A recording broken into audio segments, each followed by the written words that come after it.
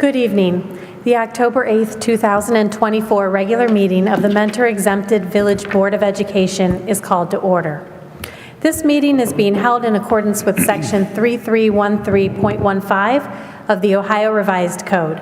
Please place your mobile phones on silent mode for the meeting.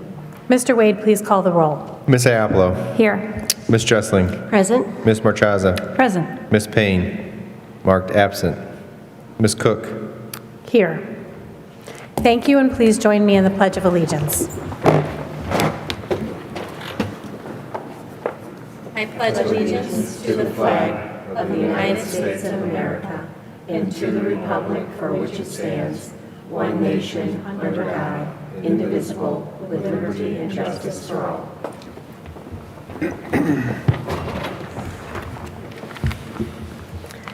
I would like to welcome everyone to the October 8th, 2024 regular meeting of the Mentor Exempted Village Board of Education. Prior to this evening, each board member has received for their review and consideration the agenda and materials associated with each agenda item for the board's approval via the district's paperless Board of Education agenda system, Board Docs. The public can access the agenda through the school district's website, and the agenda is available through the district's website for public viewing the Sunday prior to the board meeting. Board members have the opportunity to call the superintendent and chief financial officer for information concerning agenda items and to request, if needed, additional information. There are two places on the agenda when the board entertains comments from the community. The first hearing of the public is dedicated to those who wish to address the board on agenda items only. And the second hearing of the public is dedicated to those who wish to address the board on any subject, whether it be an item on the agenda or another topic. To participate in the hearing of the public section, interested speakers must sign up prior to the start of the meeting. Sign-ups are available online through the school district's website or on-site prior to the start of the meeting. You will be called to the microphone when it is your turn to speak, and at that time, we ask that you please state your name and address questions to the board president. Each person may speak only once per segment, and comments are limited to 3 minutes. The purpose of the hearing of the public is for our community members to address the board. The board continues to welcome feedback from the community as an important component to conducting business. This is an informational gathering opportunity for the board and administration so that we can work to best serve our community. If at the end of the public participation we do not make a statement, please know this does not demonstrate a lack of care for comments shared by our community. Rather, we want to be thoughtful in our approach, and we will provide a response in a timely manner when appropriate. In an effort to maintain an orderly meeting based on Ohio Revised Code 2917.12 and Board Policy 0169.1, any person doing any act which obstructs or interferes with the conduct or orderly progress of the board meeting will be warned and/or removed from the meeting. This meeting is being shown live and can be viewed on demand on our YouTube channel, Cardinal TV Mentor, Ohio. Thank you. And at this time, we have the district highlights and recognitions. Good evening, Madam President, members of the board, and Mr. Wade. At this time, I would like to recognize our PTA and PTSA presidents. We all know the importance of parent involvement in our schools. For many years, the PTA has given endless hours of service to our students, staff, and community. We are very thankful to them for their many projects and their tireless dedication. I know we have a smaller crowd of them here tonight because we've hit on a couple of events, I believe, this evening, but we will announce all of their names and ask those that are present to come forward. Bellflower Elementary PTA, Jenna Brazdovich. Fairfax Elementary PTA, Kelly Jankowski. Hopkins Elementary PTA, Becky Sachs and Katie Zeman. Lake Elementary PTA, Lisa Savoca.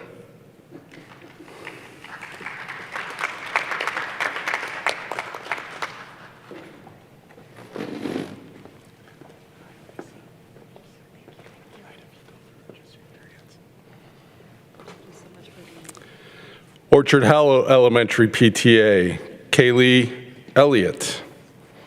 Ridge Elementary PTA, Linda Gardner. Sterling Morton Elementary PTA, Aaron Phelps. Memorial Middle School PTA, Christine Henninger. Shore Middle School PTSA, Nicole Pankuch. Mentor High School PTSA, April Helsberger.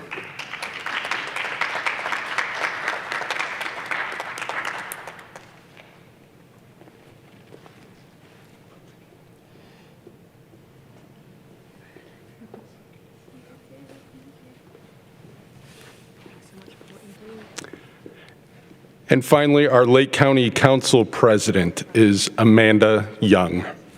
Thank you to all of our PTA volunteers, and we're looking forward to a great school year with all of them. Thank you.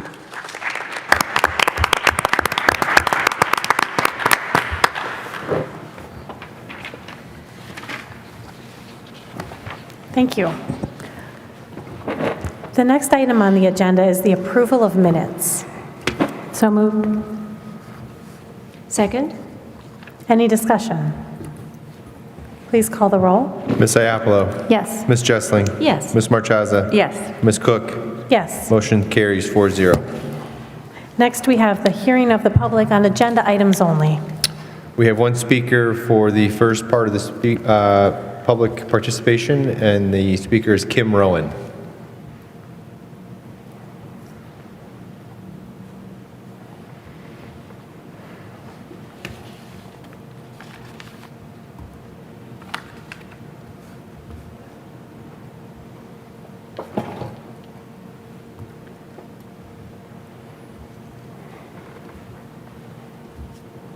Madam President and members of the board, I appreciate your time this evening. I wanted to talk to you about the board policy that's coming up on the personal communication devices of students. As a teacher in a local district, as well as a resident of the community, one of the things I look at as just an educator that I'm concerned about are definitely limiting earbuds and other wireless headphone devices. Students that are not on personal plans but need extra support, you're limiting them from then not having those interventions and necessary things that we need to figure out whether they need them or not. Additionally, being a middle school teacher, I also look at devices where if I need them to help me record things, the devices that we give the students have awful cameras in them. And if they're making presentations for communications, that kind of stuff, it's always nice. I know we have to limit them. The most important thing that I look at is we need to teach them how to use the devices. And I think that's one thing that even though the state has asked us to do that, I think as districts in many areas, we lose focus of that. We have to teach them to be literary technologist individuals. And that's not just, don't go on social media, don't do this. It's really teaching them how to sort out information that's valid and not valid, and everything else that goes along with it. So those are just the things I wanted to address with you today, and appreciate your time. Thank you. Thank you. That concludes public participation. Next, we have the superintendent's report and recommendations. Perfect timing. On tonight's agenda, we have a first reading of the cell phone policy updates that we've been discussing for the last 8 or 9 months. The language changes you will see in here revolve around two main components, aligning our policy language to the handbook language that we've had in place for a couple of years now, and then taking teacher discretion out of the equation so teachers do not have to make a final decision on whether they can allow cell phone usage in the classroom. We will still have enough flexibility in our policy and administrative guidelines that allows usage of cell phones and wireless headphones for medical issues, translation issues, and academic activities with IEP team, school nurse, and principal permission. The only other language changes were to remove some of the outdated technology references like pagers and beepers, and adding new technology in there like earbuds and wireless headphones. As a reminder to everyone, the cell phones can only be used in grades K through 8 before or after school under this policy, and at the high school, cell phones are not able to be used in the classrooms bell to bell. They can be used between classes, during lunch and study hall, and before and after school. We continue to see good success with the enforcement of the policy across all grade levels, and we hope to have more data for you here soon. A couple of weeks ago, the Department of Education and Workforce released the district report card ratings for 2024. I am happy to share that we again received 4.5 out of 5 stars on our overall rating for this past year. And in the individual component ratings, we received the following scores. For achievement, we were at 4 stars. Progress, we were at 4 stars. Gap closing, we were at 5 stars. Graduation rate, we were at 4 stars. And early literacy is at 3 stars. That total of 20 stars on the component ratings now places us second behind Kirtland in Lake County. Last year, we were ranked 3rd in the county using these measures, and we will share more data around the report card ratings at our next Cardinal Cafe on November 21st.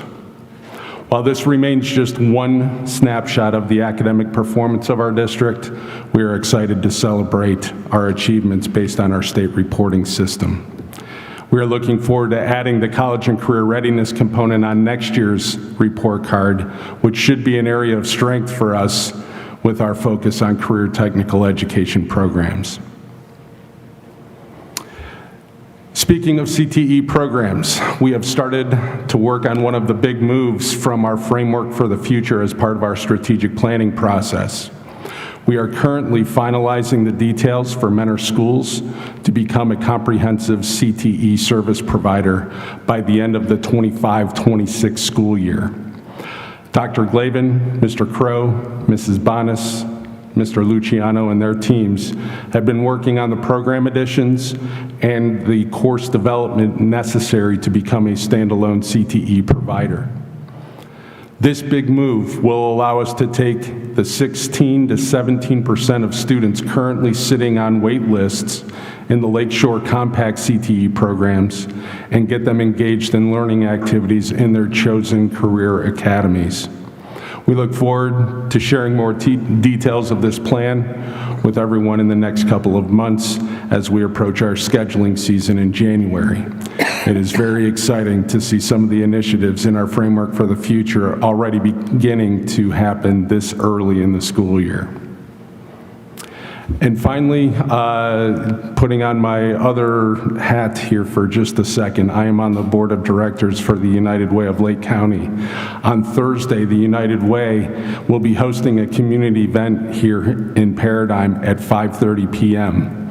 The topic for this event is human trafficking, and there will be a keynote speaker and a panel of experts there to discuss the identification and prevention strategies regarding this important issue.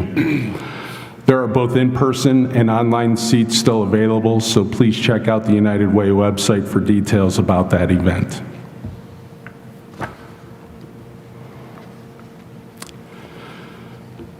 Madam President, members of the board, and Mr. Wade, I have the following recommendations listed under the consent agenda and recommend approval of items 6A1 through 6A3. So moved. Second. Any discussion? I did have one piece. Number 2, we have a recommendation with a list of students in practical to transport. This is based on Ohio Revised Code, and I did ask Mr. Wade just what does that mean when we have a student that is impractical to transport? Which students are these? How do we determine that they are impractical, and what is the cost to our district? So I just asked that he give his summary that he gave to me. The Ohio Revised Code determines that A student can be impractical if one of the 6 reasons are met. If the time and distance required to provide transportation isn't equitable, the number of pupils to be transported isn't efficiently being able to be done by the district, the cost for providing transportation in terms of equipment, maintenance, and personnel and administration, whether similar equivalent services is provided to other pupils eligible for transportation, whether and to what extent the additional service unavoidably disrupts current transportation schedules, and whether other reimbursable types of transportation are available. So if a student, to transport a student or group of students aligns with one of those 6 reasons, the district can determine them to be impractical.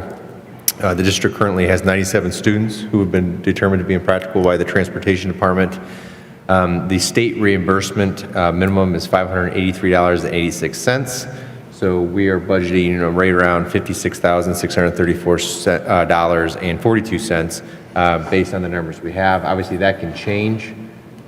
Students can move into the district or start attending a district that, a school where it might also be impractical to transport them based on one of those 6 reasons, and then we have 14 days to respond and let the parent know that we've deemed it impractical. And at the end of the year, they'll send back in a form, and this happens in July, usually June and July, and then we reimburse them for the prior year. And to be clear, these are non-public students that we are saying Correct. are impractical. Yep. Right. We're not talking about. I believe it was 9 various schools across the area. One of the other things that has to occur, which is a little bit different than impractical, they have to be within 30 minutes of their home school. So if it's further than 30 minutes from their home school, we don't even have to deem them impractical. And they don't qualify for a reimbursement. Okay, thank you. Nor do we have to transport them by law. And there are several students that we do transport, so we do have several bus routes that we transport to private schools as well, but these 97 are students that we're deeming impractical for the bus route.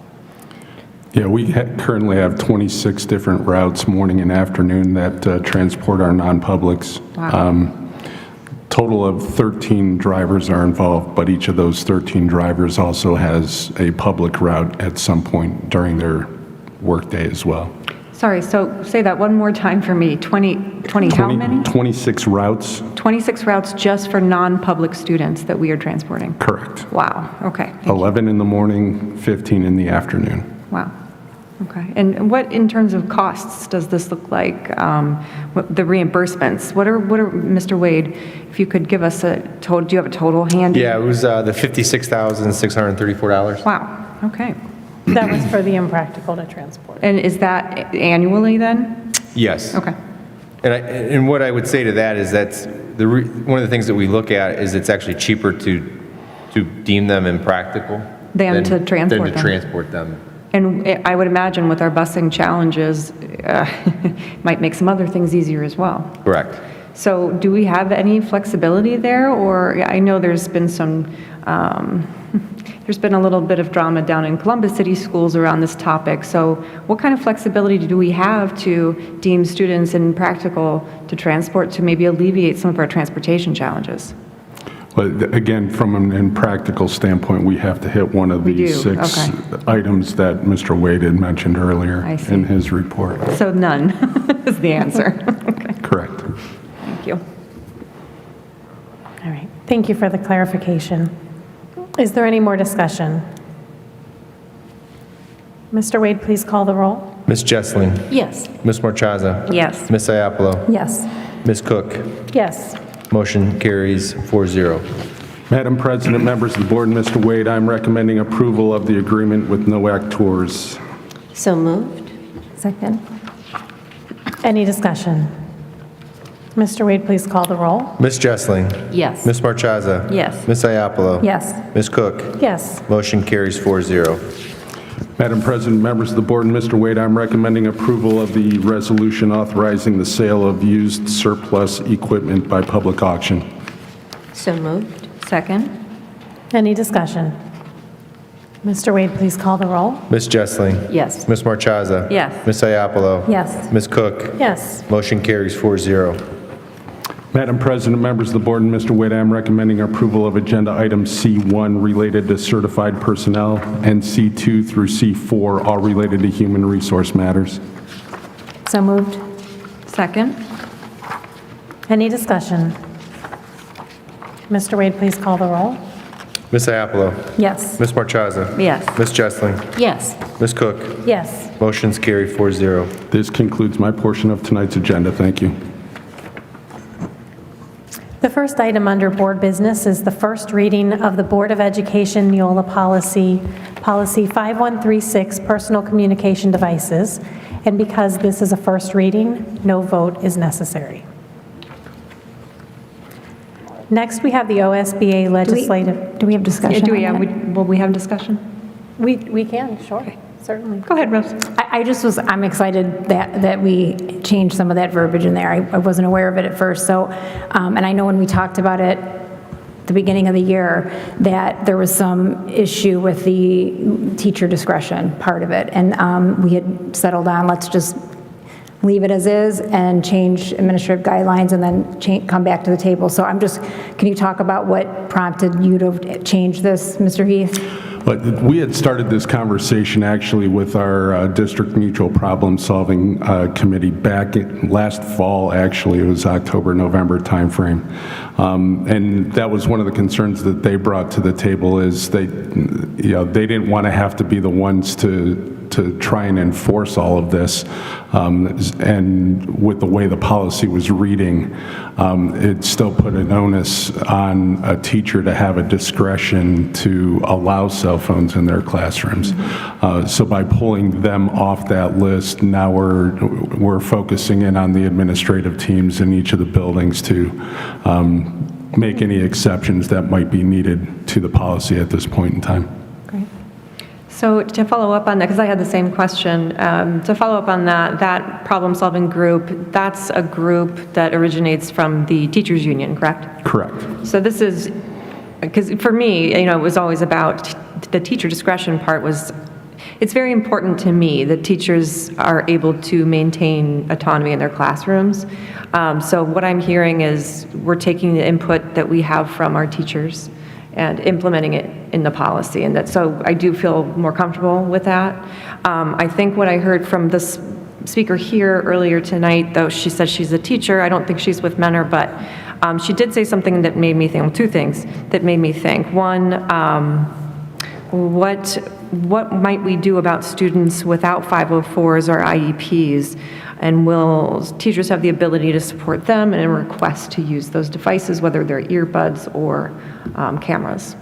Yeah, and anytime there's something that a teacher might want to incorporate into a lesson, or if there's a student that might have some specific need that hasn't already been identified in some sort of legal paperwork, we will certainly have those conversations with the building administrators. That could be a quick 5-10 second conversation. Hey, I'm going to be using this in class today. Are you okay if you have the students use their cell phones or use their earbuds? And obviously that would be a very quick yes. And so teachers weren't concerned about that being burdensome to ask for that permission? No. When you, okay, good. All right, and then the other thing that I thought about, something she said about sort of like a digital literacy. I know we've got our digital citizenship work that we do with our students. Can you talk about to what extent do we discuss with students appropriate use of technology, cell phones, social media, et cetera? Yeah, we've had the same type of program in place for the last several years, I believe, since the Straight A grant was first. We first got that back in, I think, 2014, Mr. Lynch. Good. So we started using some of that digital literacy curriculum with our students back then. That's not going to change. We'll continue with that. So that's always got to be part of what we do as an educational system, is teach that digital citizenship and that digital literacy, and being discerning with what website you're looking at, and how to access information, and what information is relevant and practical for the work that you're doing for your class. So those things will continue. That won't change anything based on our policy here this evening. Okay, great, thank you. Is there any more discussion on the first reading of our personal communication device policy?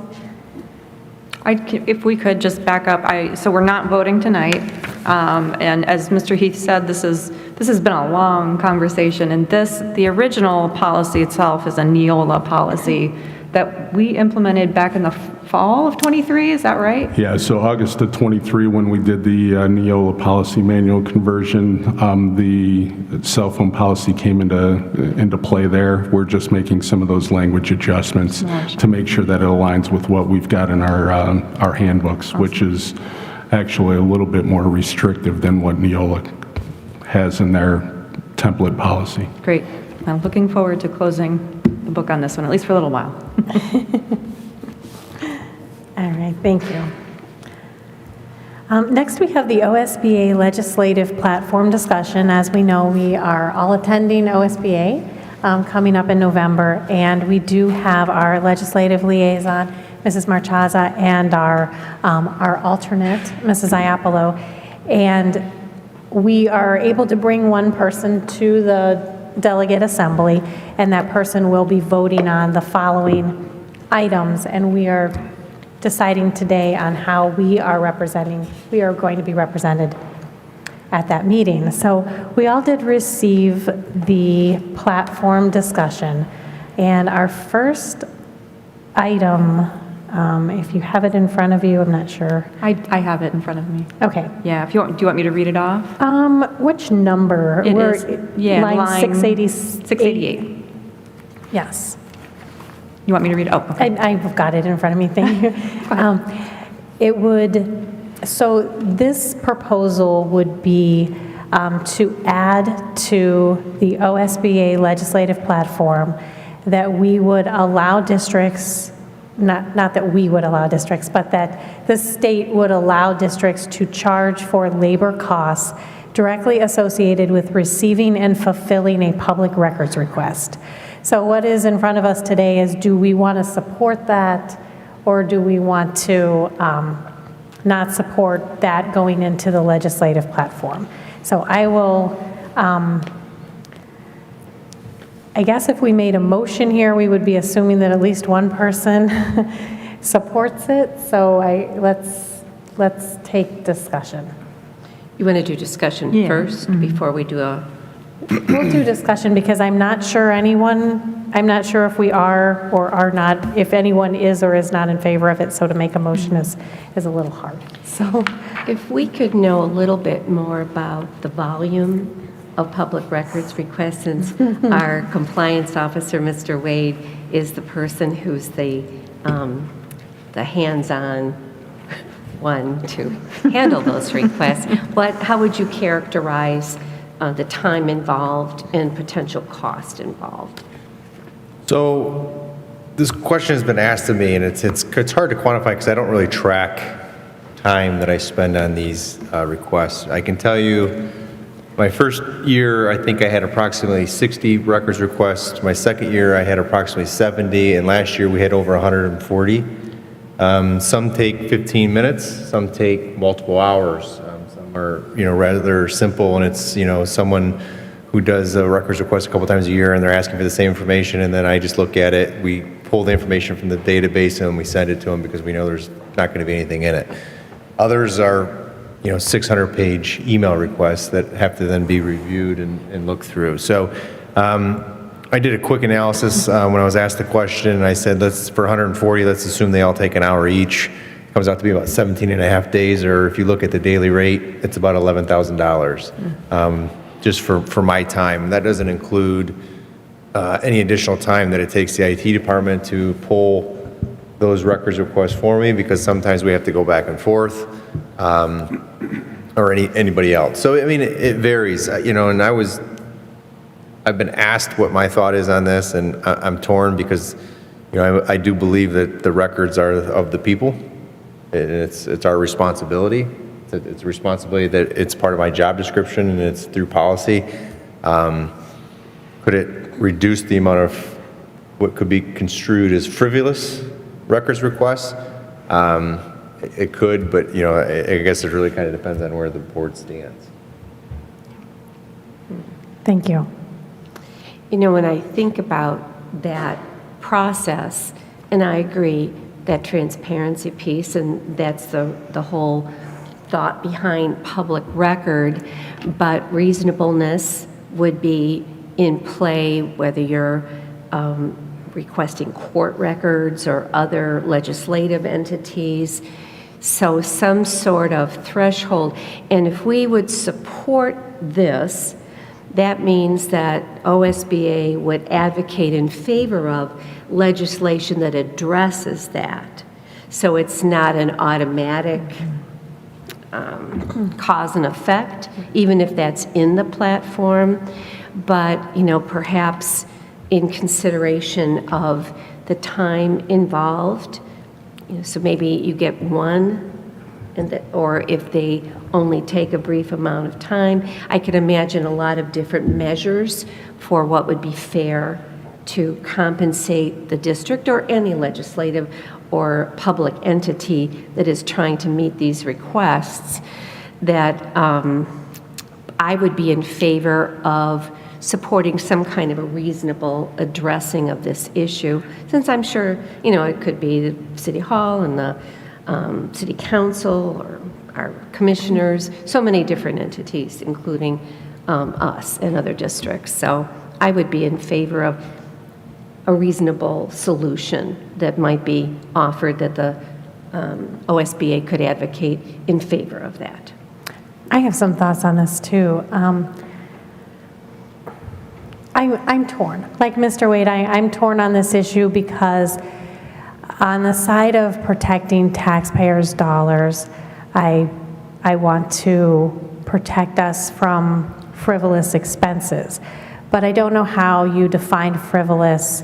One person's interest is a legitimate interest to them. So I feel uncomfortable with limiting their access to information when it's your information, it's your right to know. And in the interest of transparency, and we are a public school, we are required to keep records, maintain records, and share our records.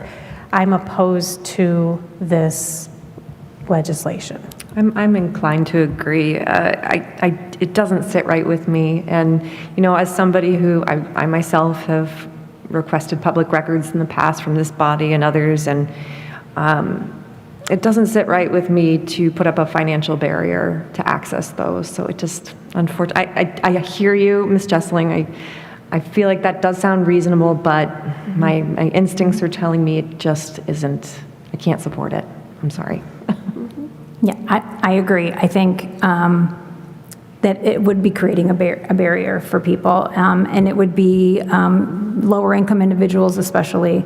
You don't want to create, you know, and I think too, you can argue that taxpayers have already paid for them, you know, so I think that this is that's too much government putting their hand in there. I think people have a right to hold their public officials accountable, and to that ensures transparency, and I just think charging fees would hinder access, and so I'm against that. I don't think we need to take a vote. I think we're It's clear. Yeah, Yeah. that. No, and I respect your opinion. I absolutely do. I'm even thinking in terms of, like a library, for example, might allow you to make 5 copies of a downloaded article, and those are free. If you want 150 copies, then there's a per page. So it's a modest cost, but it's attached to a real cost, as in Mr. Wade's time. So I respect your opinion, and I bow to the majority, but I would be fine if we decided to support that. But And in fairness to that point, there are many government agencies that do charge a fee for copies. We don't happen to, but. Our policy says we could, but most of them are done electronically, so there's no need to make a copy, which I appreciate, because then that would be more time More to make copies. cumbersome. All right, And Mr. so- Lynch may lose his mind, so we don't want that to happen. it's a lot of All right, we're going to paper. move to the next one. So Mrs. Marchaza and Mrs. Iapolo, if you are at the delegate assembly, our our voices Understood. were in opposition to that one. Find the next one here. This is a large document. I should have written down these numbers. Thank you. Line 964 to 967 requires school tax levy money, which has been voted upon to be used for the funding of schools, be exempt from tax increment financing, or TIF, allowed under Ohio Revised Code 5709.4 and Community Reinvestment Act, CRA, abatements. So again, this would be that OSBA would support legislation that would allow for TIFs and CRAs. Speak against, right? To speak against, yes. This one I can just about quote Mr. Wilson, going back years, about the fairness and making us whole, and there's been this slow change, and we're the only ones, as I understand it, who are bound by House Bill 920 that freezes our voted millage in place. So to have other entities be able to take away some of that income that was designated for schools so that they have a lot of other sources of income and they are not capped. So, and I appreciate that we receive the bulk of property taxes to support schools, but it's a delicate balance, and given the fact that other entities have mechanisms for asking for levies, they also have income from income tax, sales tax. Those are things that are denied to us. So to have something large, it would be different if it was 50% for a year, but we're talking sometimes 75% for 10 years. And the individual homeowner is paying that tax, and they may have children coming to our schools or any school district, and that money is being siphoned off for another purpose, despite the fact that the public understood that it would go to support the schools. So in this one, I absolutely feel very strongly that OSBA is speaking on behalf of school districts and the financing that's needed to support public schools, that we should support that. Couldn't have said it better myself. I completely agree. Mr. Wade, what's your thoughts on this? Because I kind of went back and forth. Yeah, I think for a district like ours, and I could say when I was at Kirtland as superintendent as well, I fought against this with the board.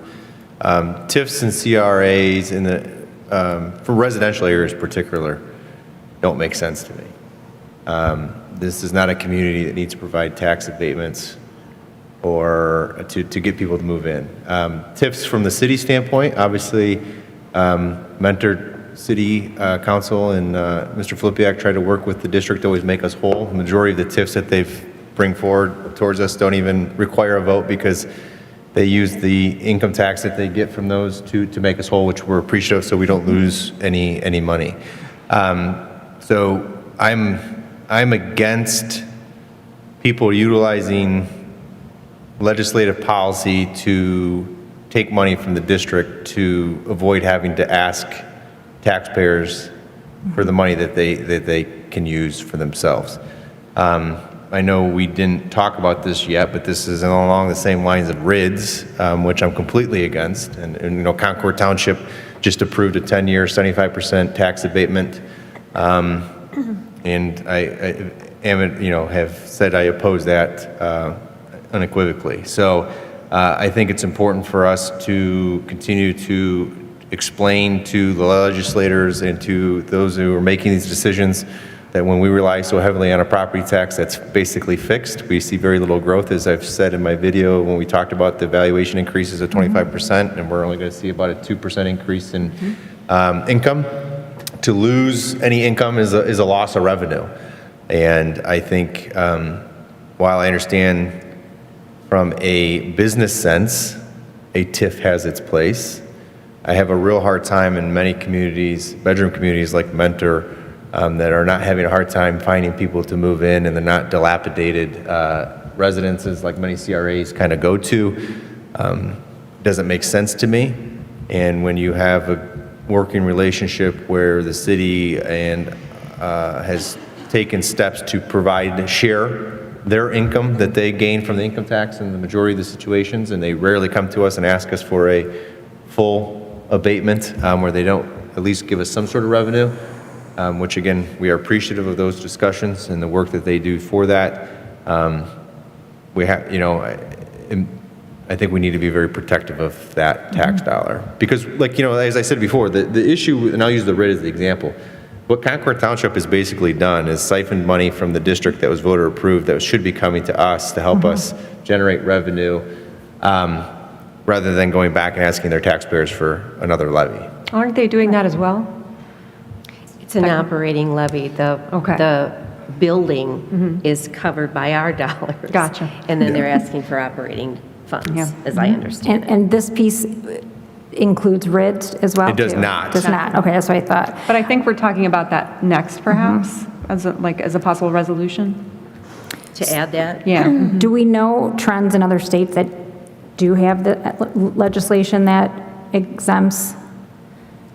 Do we, I didn't do any research on that part of it, but just see, does it I know hinder Ohio is economic- unique in the sense that we're one of the highest property tax states in the country, because that's the way that we have decided to fund public education. So I don't know where I've heard, and it's been a while, so I don't want to misspeak, but I know that creates some industry issues with taxation, and that's why TIFs have Yeah. started to become very popular again. But I don't know if I have a qualified answer for that question. Yeah, I mean, I'm just torn because I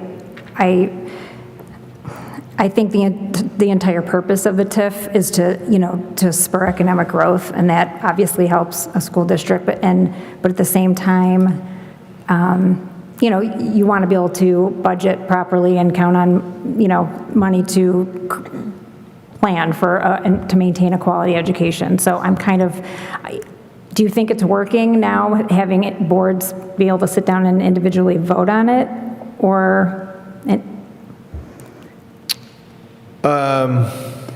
I mean, I think it depends upon the community. I think is it working for us currently in our situation with Mentor City Council? I'd say yes, it is. I mean, again, Mr. Filipiak has talked to Mr. Heath and myself numerous times and said it's very rare that they ask for TIFs where they're not able to compensate us. And those are special circumstances, and they've come up with different ways to ensure that, because economic growth, the argument kind of goes, depending on what side of the table you're sitting on, is what's more important. Yeah. The school or the economy. And, obviously we all have our stake in the game, and it kind of goes that route.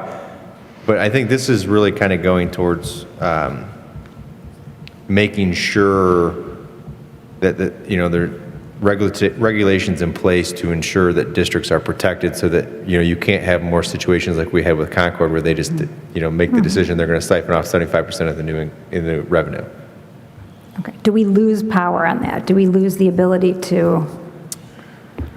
Well, we have lost power, right? I mean, we had no power at all to have really engaged in discussions with Concord Township, because they were within the rights of the law. But that's separate from this, though, right? But it's the same, the same thing comes into play with TIFs, too. So TIFs and CRAs, if they're 10 years or 75%, we have no say. Yeah. So we can lose that. So you're right. I mean, I shouldn't muddy the waters by using that as an example, but the reality is the rules of the game are the same pretty much on both sides. So to limit us to say that, hey, we just kind of got to accept a loss of 75% revenue for 10 years without really having much And ability to discuss it. and that scenario could occur with a TIF, right? I mean, it could be, a new administration comes into city council and says, actually, we want to move this way instead, so. It could, yes, 100% it could. Yeah.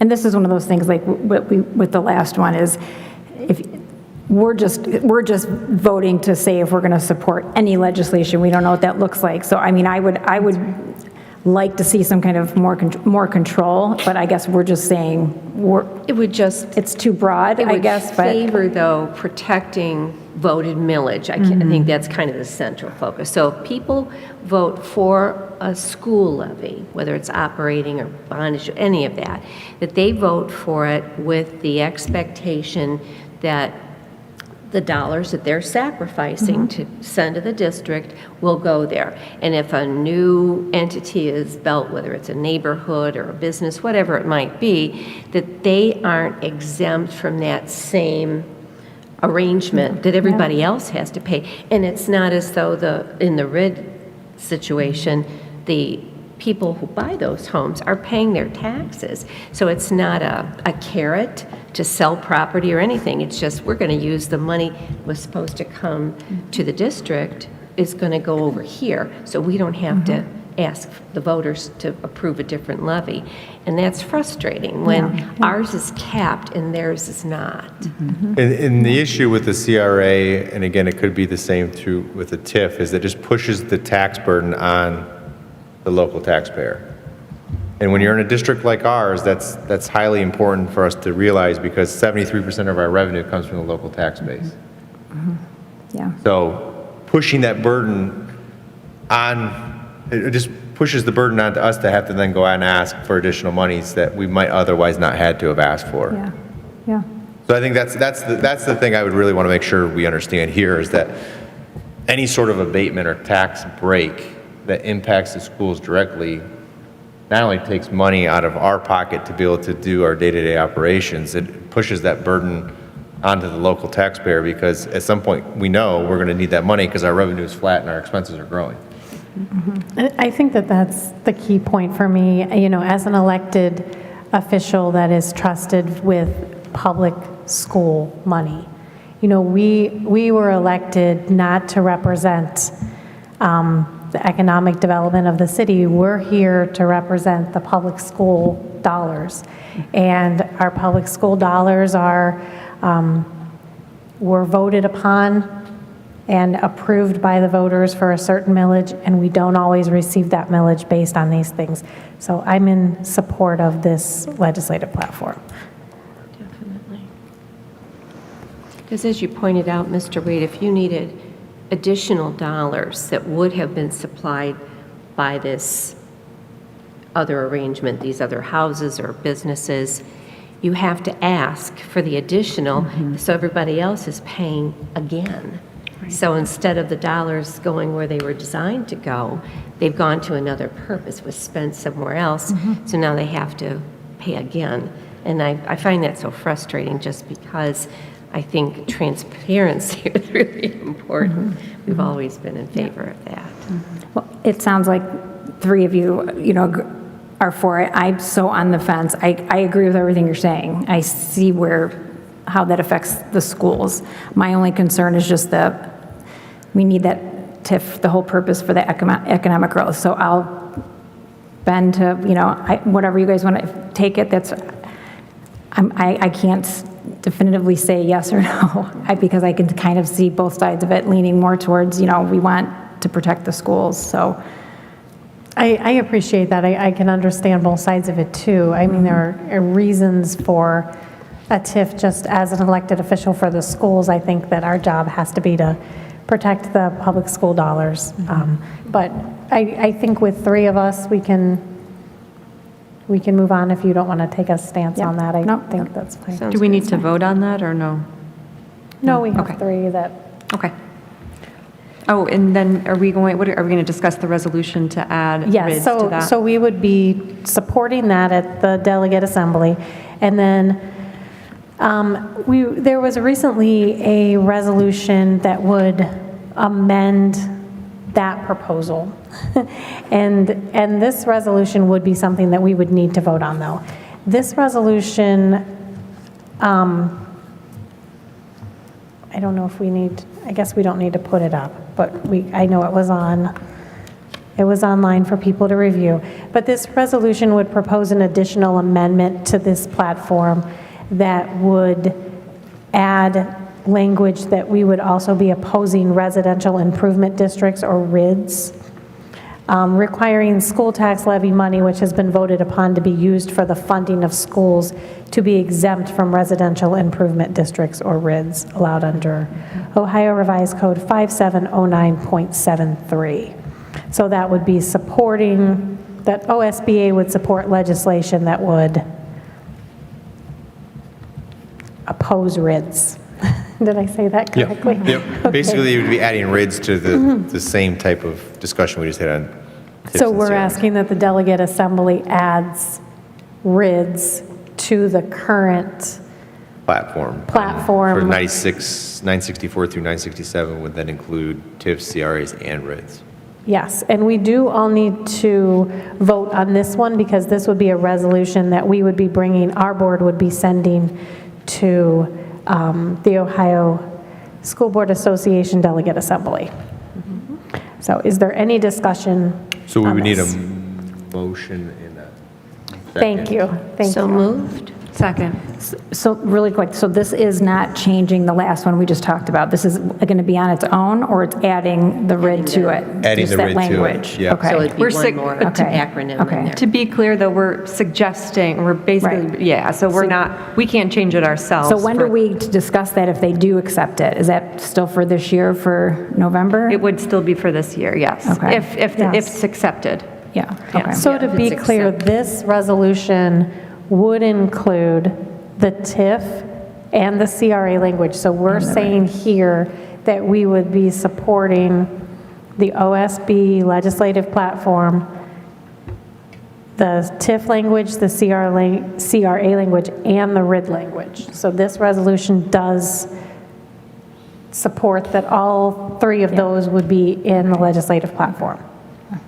Yeah, I'll stay with my original stance, although if it was separate and it was just the RID, I don't like that Concord Township was able to do that, and that they can continue to do that. So, but putting them together, I still kind of on the fence, so I'll defer to you guys. But you could No, technically. you have to vote on this I have to one vote, because- right, but that's just my, yeah. Yes. Okay. But just to, I want to make sure I understand, so, but this is just, we are voting to add RIDs to Right. line 964, so you don't have to necessarily say, in other words, you supporting. I'm okay to, yes, I'm okay to add it, but I- Oh, I'm not. gotcha, okay. yeah, So- Okay.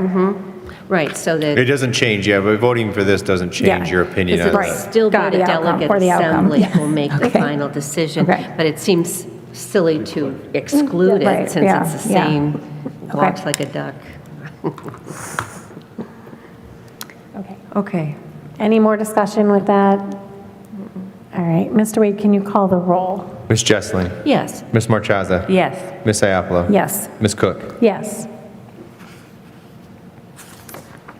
All right, our motion carries there.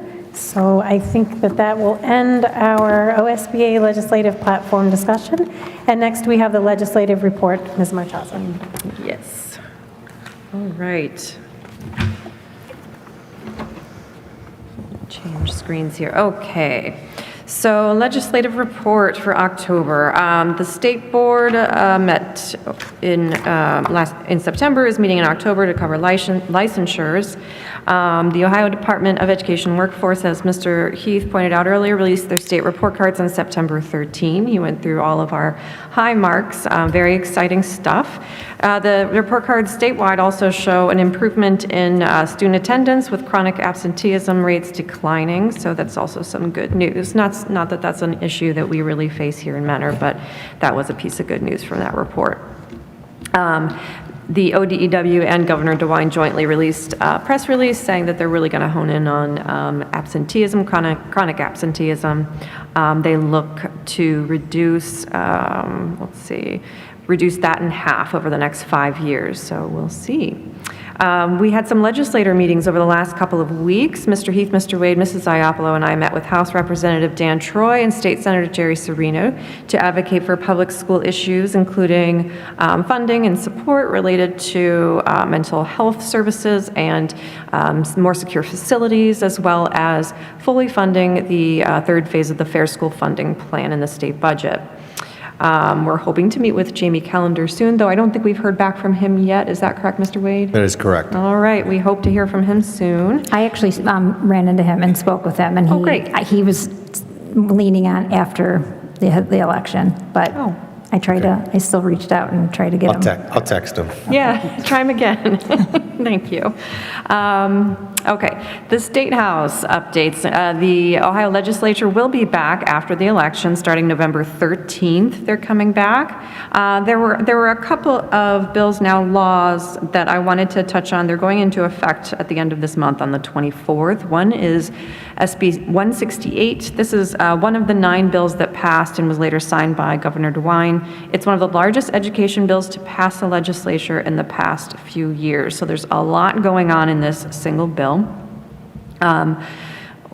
Let's see, I think the highlights, one thing I wanted to share about it, so there are a lot of different components, but this one is directly relevant to us. SB 168 made 2 clarifications to the law regarding Board of Education meetings. The first deals with public hearings for school calendars. Continuing law requires that each school district hold a public hearing regarding the school calendar at least 30 days before its adoption. It clarifies that the hearing can be part of another public hearing or board meeting. The Board of Education does not need to hold a separate individual hearing on the school calendar.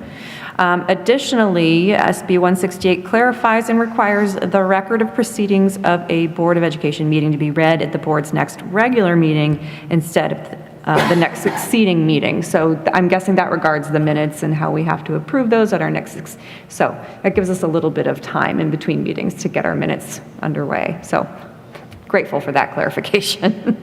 Okay. And then the other one I wanted to visit quickly is Senate Bill 29. There were some implications around this bill, and this is one that we talked to our legislators about. This is another one that will be effective October 24, and this one was around the monitoring of student activity on school-issued devices. Well, there were a few things going on with this bill, but mainly that was it. And it caused some confusion among a lot of school district attorneys for school districts, I should say.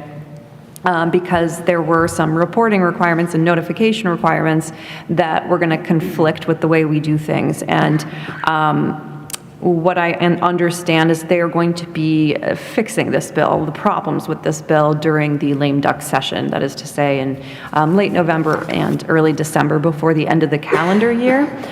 So there are some complications with this one, but basically the gist under this new statute, school districts and technology providers are prohibited from electronically accessing or monitoring the following things: location tracking, features, audio or visual receiving, transmitting or recording, student interactions with a school-issued device, including keystrokes and web browsing activities. So that's a lot of things.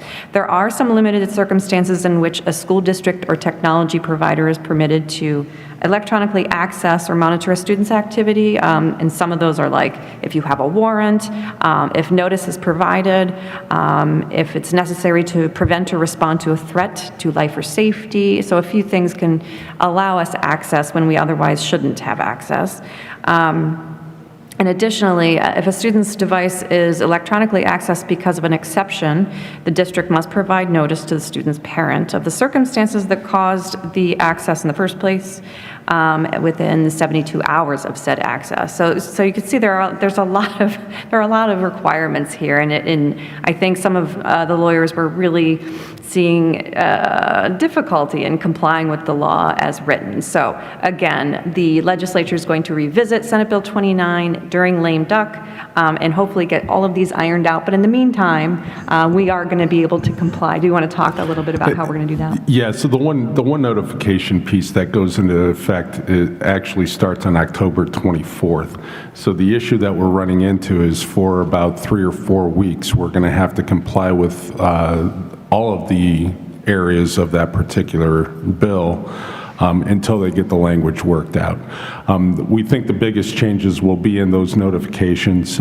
We are working together with our principals, and tomorrow during our district mutual problem solving committee, we will also be talking about that with our teachers union, just to kind of work through what that notification system is going to be like for those 3 or 4 weeks as we're going through the process. But we will be in compliance. We will. No doubt about it. Mr. Heath, does that also include, I know we have in the background those safety red flags that if a student is searching certain terms that, we can make sure that everything's okay. Yes, and I've been learning a lot about this from Mr. Lynch over the last couple of weeks as we've been talking about the implications of Senate Bill 29. There are 3 different portions of our Securely software. 2 of the portions will remain in effect, which will allow us to continue to monitor and filter pieces, which are requirements as well. There's one area that we may need to shut off for a period of time until we get the final notification language, though. Because that's revealed in our materials to parents, so parents are aware. So that notification piece would be, to me, in a way of complying with an openness so everybody's aware. Just like your locker is Yes. school property. Yeah. So those notification pieces will continue. There's, it's now just written into law. That's the big difference now. Thank you. It's an important reason for our legislators to talk to our legislative liaisons to get some feedback from the school before they And, yeah, write absolutely. some poorly worded legislation. Well, it's so important for our lawmakers, and I'm so glad that they did come in and speak with not just myself, but our 2 top administrators here. It's, having their input, not just theirs, but school administrators around the state having their input when they're drafting these laws is critical to the success of the laws, and so that they don't have to revisit them. In lame duck, for example. So the other 2 pieces of legislation I wanted to bring attention to very quickly are brand new. One is Senate Bill 317. That would permit payment of state and local taxes and other government fees with cryptocurrency and address investments in cryptocurrency by state colleges, universities, and state retirement systems. Senate Bill 313, known as quote-unquote Alyssa's Law, which I guess is already active in both Florida and Texas, is a school safety bill that would require public schools in Ohio to have staff wear an actual device, like around their necks, I believe, that has a panic button on it that can alert first responders and law enforcement to any situations that need to be addressed. So we'll see where that one goes. Which one was that? That is Senate Bill 313. Thank you. You're welcome. That's the end of my report. Thank you. Next, we have the Student Achievement Report. Mrs. Dessling. Thank you. And with Mr. Gatsky's help, thank you so much. Welcome to October. We have many student achievements to celebrate this month. Students from the Mentor High School Science Research class, led by Mrs. Lori Cohen, received their Ohio Academy of Science Shaw Award, earned at the State Science Day last month. Current students receiving this honor include Ryan Chen, Kennedy Everett, Aisha Faruqi, Monica Garza Juarez, Zaran Shams, and Tatiana Sorby. Schools throughout Ohio come to the State Science Day with the goal of winning the prestigious Harold C. Shaw Outstanding School Award. To qualify, a student must meet these requirements. At least 4 students must present research at the State Science Day. At least 80% of those students must earn a superior rating for their research.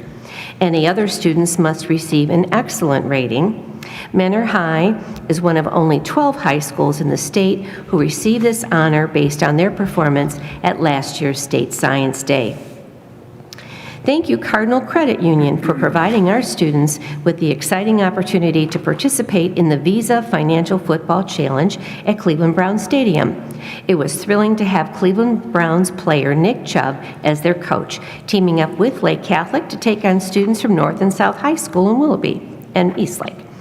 This event is a fantastic extension of our ongoing collaboration with Cardinal Credit Union, which not only supports our financial literacy classes, but also operates a branch on our campus.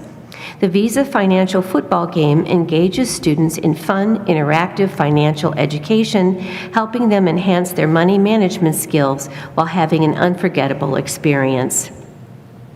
For the last 15 years, Mentor High School art students have participated in the Memory Project, creating handmade portraits for children in orphanages around the globe.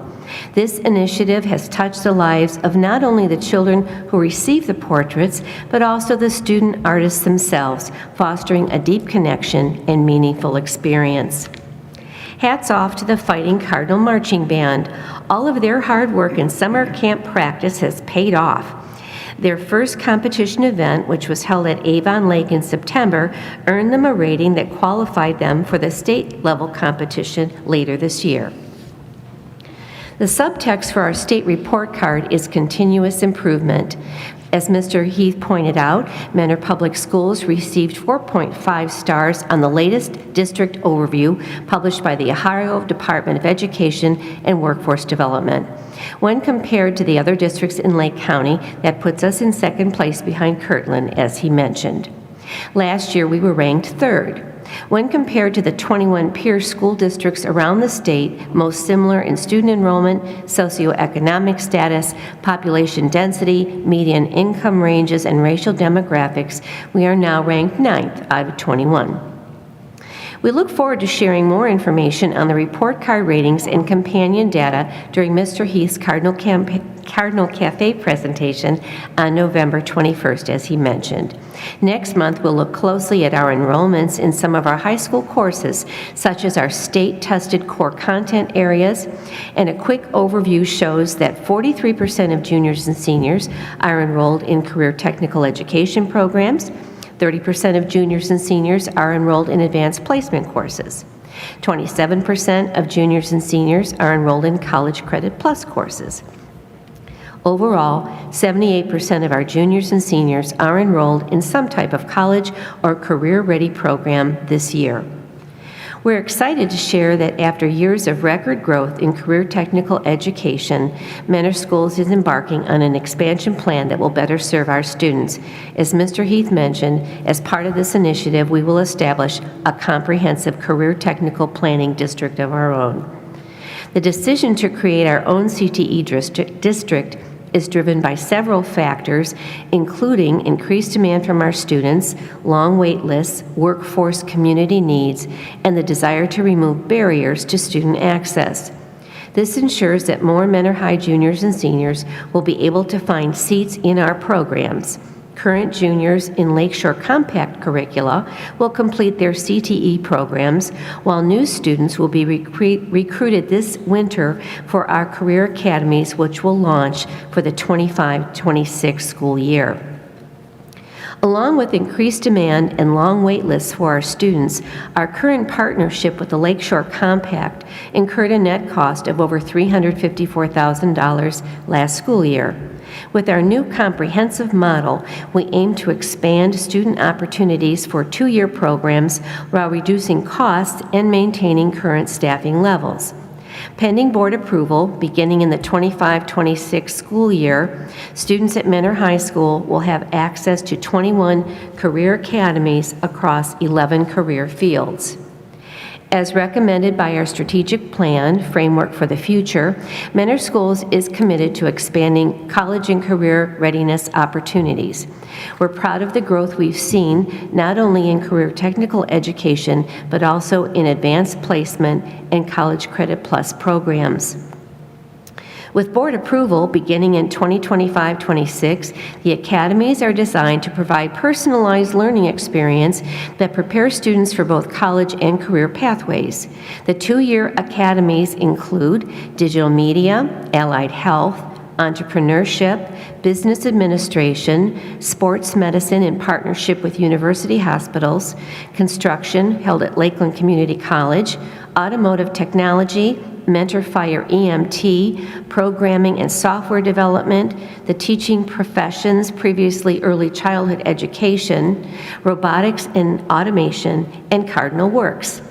Pending board approval in the 25-26 school year, the one-year academies will include aviation, culinary, construction located at Mentor High, Microsoft, formerly the Business Academy, early college, early career welding, early college, early career manufacturing, young professionals, criminal investigation, and workforce ready. We believe these changes will solidify Mentor Schools as a leader in innovative and accessible career education by ensuring that every student has the opportunity to pursue their passions and build a successful future. In alignment with our strategic plan to offer career opportunity information for our students, we hosted the 2024 AWT Think Manufacturing Expo in Paradigm and the Mentor High School Gymnasium last month. Over 600 high schools from 16 area districts attended. Over 40 manufacturing businesses from across Northeast Ohio came to share career opportunities with students who are currently receiving training and skills development in CTE programs and career pathways in their own districts. It was a great event for both our students and our business partners to generate excitement about high-paying manufacturing jobs readily available in our area. The Mentor Science Olympiad program supports teams at Memorial and Shore as well as Mentor High. On our agenda this evening is approval of the trip for our Mentor High team to compete in Saline, Michigan on November 15th and 16th. We're excited to support Science Olympiad as it has proven value in hands-on science, problem solving, teamwork, and learning challenges. We're grateful to the team of dedicated volunteers who assist the students with preparing for their events. They'll be hosting a regional invitational here in early February.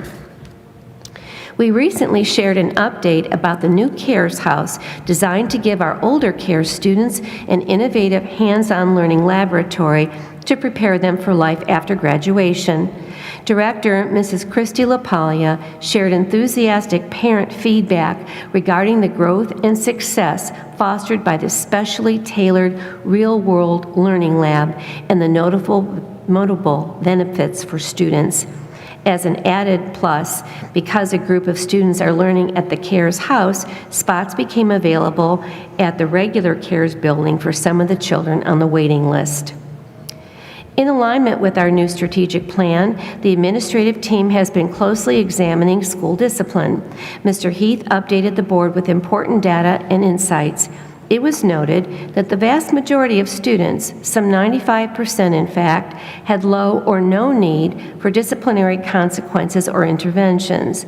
The remaining 5% accounted for repeated behavioral issues and often a pattern of significant concerns that range from chronic tardiness to very serious disciplinary infractions. The focus moving forward is to explore the most effective strategies to intervene with those students to support positive change. Our Fine Arts Center was the setting for our annual Kindness Rally. Mentor High School's Bullying Prevention Club, called CARDS, invited students from all middle and high schools in Lake, Geauga, and Ashtabula counties to come together. Students from 10 to 15 secondary schools, including Mentor High, Memorial, and Shore, gathered here. Project Love, an anti-bullying campaign that encourages positive classroom environments, helped our students host. The audience heard from guest speakers and participated in activities to give them tools to promote kindness in their respective school communities. In Mr. Heath's welcome speech to the group, he tied the work they were about to do in their activities to some of the big moves of our framework for the future around well-being and sense of belonging. The entire high-energy rally was a huge success again this year. One of our favorite science-related experiences this fall includes a visit to the Cleveland Metropark Zoo. All of the district's second grades and Shore's seventh graders are making the short trip across town to observe a wide variety of animal species up close. Everything from seeing favorite animals and feeding the giraffes to that special whiff of the elephant enclosure made for great memories. Congratulations to 2024 Homecoming Queen Madison Grice and Homecoming King Noah Conley.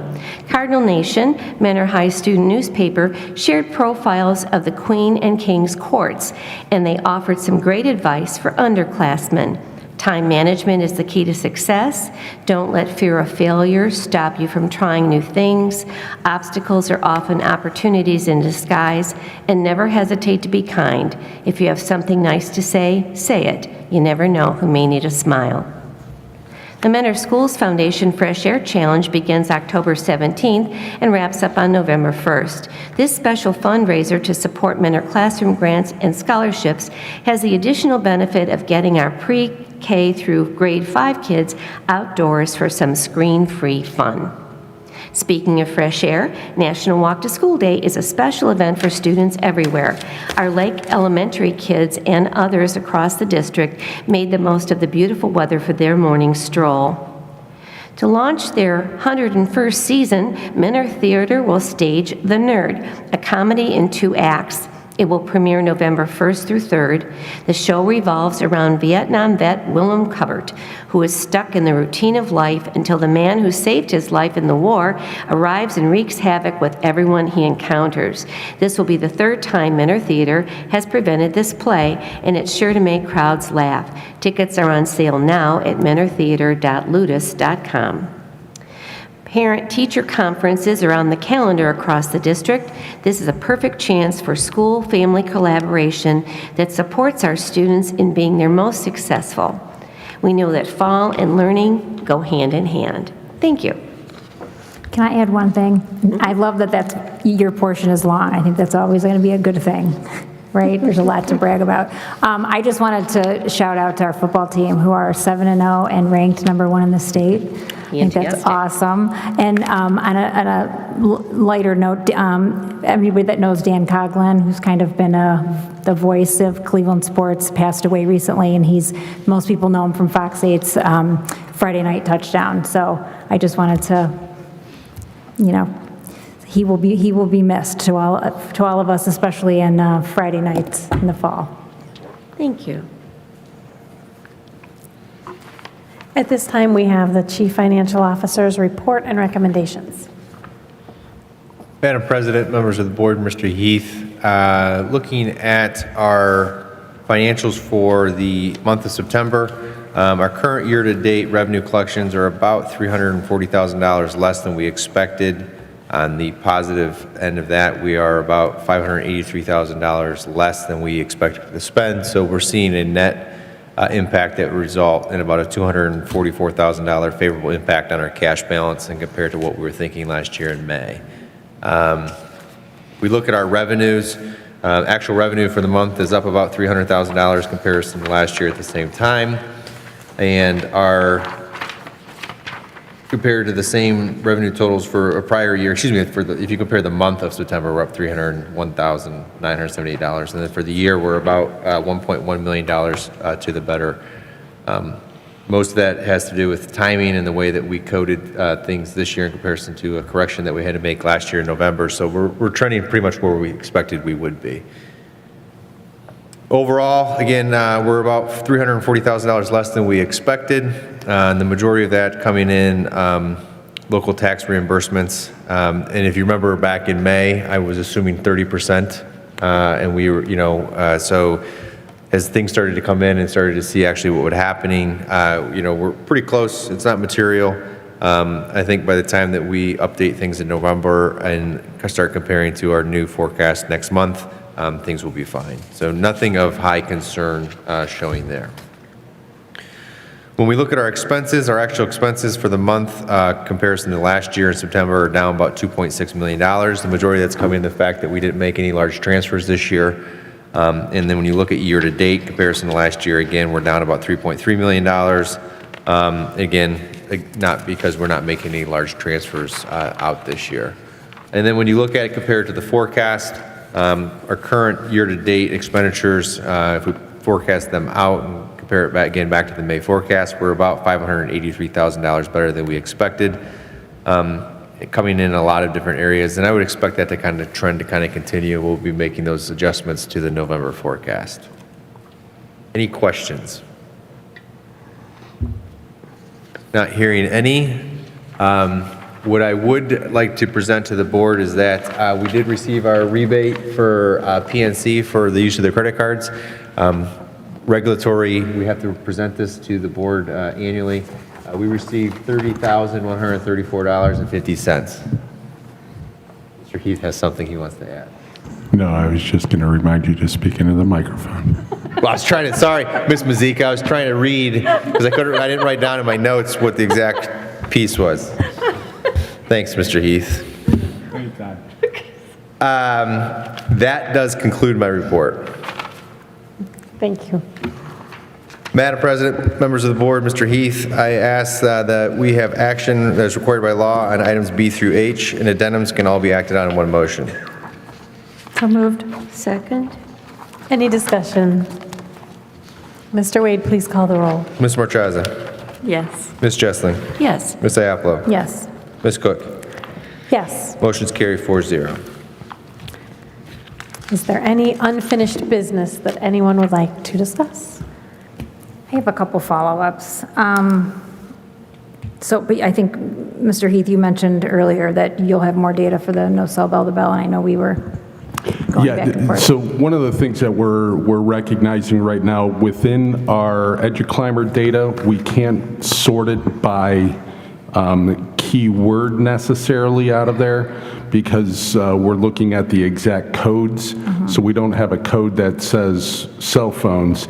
So what we're doing right now is we're working with our IT department to go into Infinite Campus, and I'm going to have them pull January through May so that we can see what that what those looked like in those months for last year. Okay. And then if we're able to pull some stuff here at the beginning of the year, we'll certainly do that as well. But so that's the difficulty we're running into right now, not just coming out of EduClimber, we're having to go back into Infinite Campus and run the search that way. But going forward, will EduClimber have a code, and how will you do that going forward? We don't have the code in there currently because it's basically under some of the technology pieces. Depending on how we input some of the data into the incident reports, it may be possible, so that's something that we will continue to investigate as we're moving forward here. Okay. And just some follow-up on our discussions on the behavior work session. I'm glad to hear that you said the security guards are rotating and circulating the halls, which is really, really good. Did you get any more information on our security guards and if they're having access to EduClimber, if they're able to discipline? We don't have that set up yet. That was actually something that one of our security personnel asked me literally the day or two after we had our meeting. So that's something that we're looking into now. Great, okay. And then are you seeing an increase in searches or the use of the wands for the body searches for vapes, vape pens, things like that? It's a good question. We can ask that, though. Okay. I just want to make sure we're utilizing those policies, and especially if students know that we're looking out and that's happening, they're less inclined to violate, right? One other thing I'll mention along those lines, too, because I believe, Mrs. Cook, maybe you brought this up with some of the neighboring districts that are actually using some law enforcement involvement in the vaping issues that they're seeing in their school buildings. That's one of the things that we've asked Mentor Police Department about as well. So we're hoping to be able to maybe utilize that a little bit more. One of the things that they're going to be kind of digging into for us is how the Lake County juvenile court system is working with that. In the past, they used to do some things, but maybe got away from it during the pandemic, and not sure where we're sitting with that right now, but that's one of the other things that we're looking into, along with a couple of things in regards to filing police charges and, when we're dealing with a fight or an assault in the building. Obviously, parents always have that availability, but are there ways that we can maybe beef that up from our actions as well to try and curb some of what's going on in our buildings? Yeah, that was my question, because I know that some of the area districts, when they have police officers on site, are, handling these things as criminal offenses. If you have vapes, drugs, assaults, things like that, or even threats. But I heard, and I don't know if it's accurate, that our juvenile system in Lake County handles it differently and prevents us from doing that, where other counties will send it immediately and handle it through their juvenile court system. So I'm not sure if that's accurate at all, but That's what we're looking into now. Okay, thank you. Yeah, but so while you're looking at that, is there a mandatory penalty for if you find if they have a vape pen? And then do we have a way to check pens for THC? Because I don't know that's an issue in our district, but I know that's Yeah, Officer Skelly works very closely with our administrative team to help identify some of that. Obviously, that's one of the things that we've beefed up in our discipline here this year as well. We're looking at suspendable offenses immediately and also incorporating some of the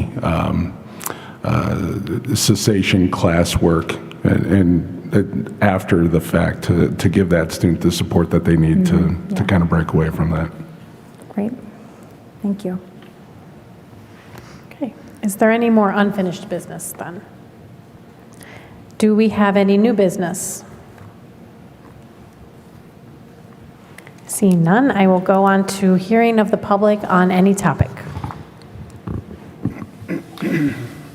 Our first speaker for session 2 is Jacqueline McCormick.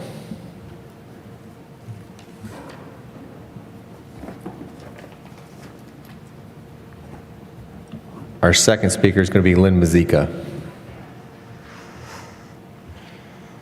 Then it's going to be John Sanford after Ms. McCormick. I'd like to address the fact that the board talked about how Mentor has restorative justice practices in their special meeting, spurred by the threat to our school from a student that was in a physical confrontation last year and expelled, then allowed back in our schools this year and again was in another physical confrontation. Lauren, Maggie, Ginny, and the superintendent stated that they want restorative justice practices and not hard discipline. In theory, restorative justice sounds like an amazing plan, but in reality, it is failing in schools and is not actually any kind of justice at all. In a recent article in Psychology Today, it outlines 9 criticisms of restorative justice implemented in schools.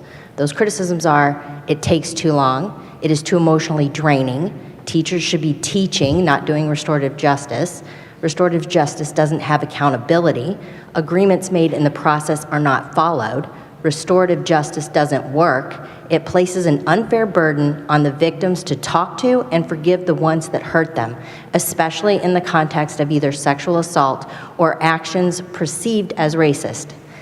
Restorative justice is not actually implemented restoratively. I implore you to do your research. There are many examples of this approach failing and causing harm to students who were already victimized. This approach allows the schools to report fewer suspensions, keeping the public in the dark about the number of incidences and severity of them while keeping disruptive and potentially dangerous students in the school. The safety of our students should be your first priority. In regards to the OSBA is going to vote to advocate for legislation that charges a fee to people for record requests, FOIA requests. It's being voted on by all delegates to be part of their platform. Mentor already has in our policy that you can charge if they want paper copies. I would highly recommend that our delegate vote against this and in favor of full and free transparency to our community. Charging taxpayers who want to know what is happening in our schools and be able to hold school board members accountable is wrong on many levels, considering our tax dollars pay your salaries. This is just a blatant attempt to continue to hide what is happening in the schools. Trust me when I say this will be yet another strike against you when you ask for your levy. Thanks.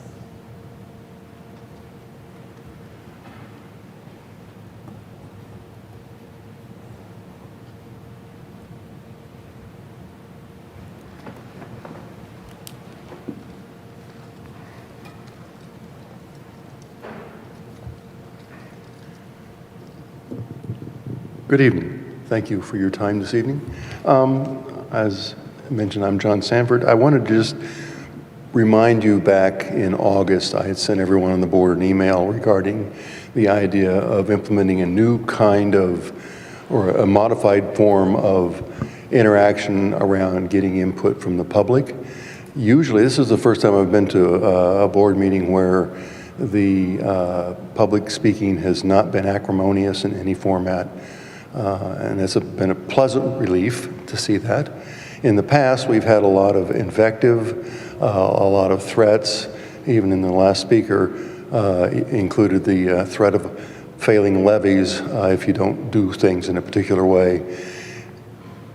I suggested in my email, which unfortunately that thread got sidetracked because I got crosswise with the Open Meetings Act, and I won't make that mistake again when I start the emails up again.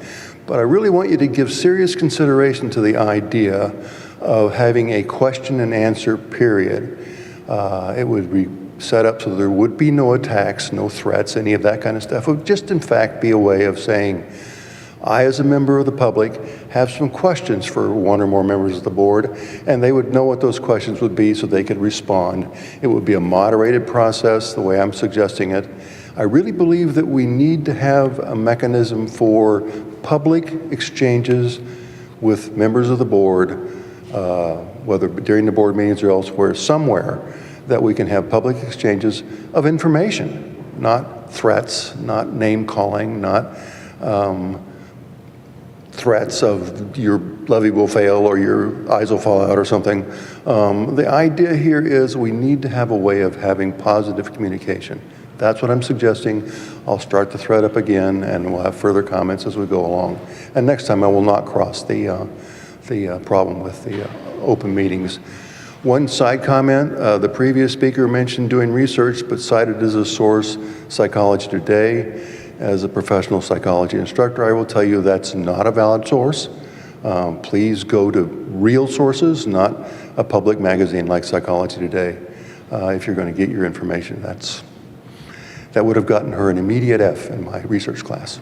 Sorry. Thank you. That concludes public participation. We do not have an executive session on the agenda, and so do I have a motion to adjourn? So moved? Second? Mr. Wade, please call the roll. Ms. Jessling? Yes. Ms. Marchaza? Yes. Ms. Iapolo? Yes. Ms. Cook? Yes. Motion carries. Meeting is adjourned at 8:31 p.m.